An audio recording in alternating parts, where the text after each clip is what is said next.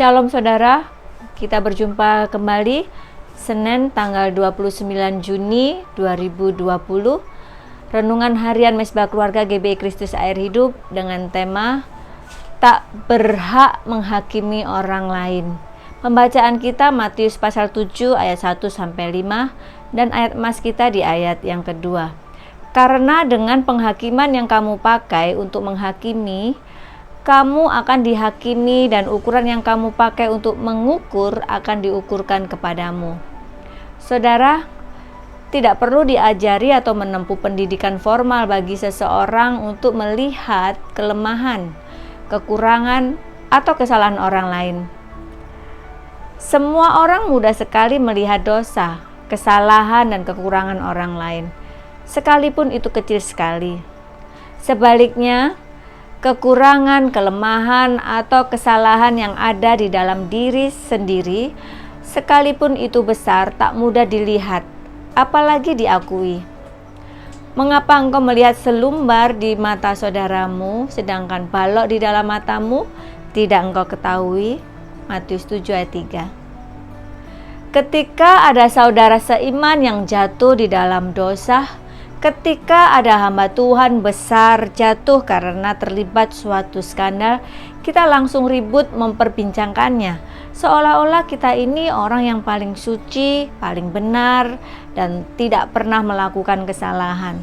Ketika ada saudara yang mengalami pergumulan berat, sakit yang tak kunjung sembuh, kita langsung jadi hakim dadakan, yaitu menghakiminya karena banyak dosa. Saudara, adakah orang yang luput dari kesalahan?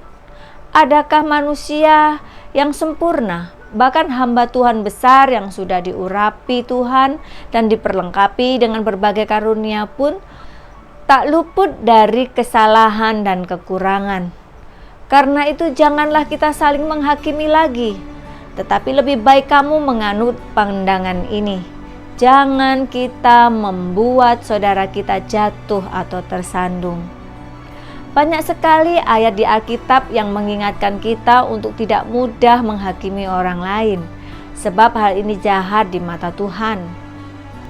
Yakobus menegaskan bahwa hanya ada satu pembuat hukum dan hakim, yaitu Dia yang berkuasa menyelamatkan dan membinasakan.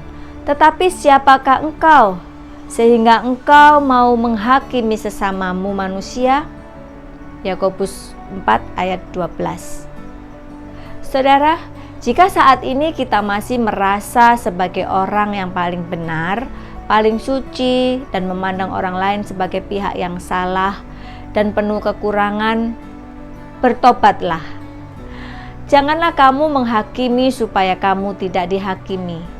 Jika ada saudara kita yang lemah dan jatuh, ini adalah kesempatan bagi kita untuk menunjukkan kasih, yaitu dengan cara memperhatikan, menolong, dan menguatkan dia.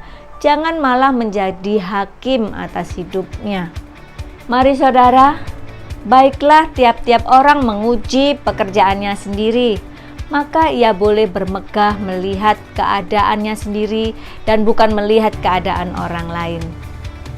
Tuhan Yesus memberkati.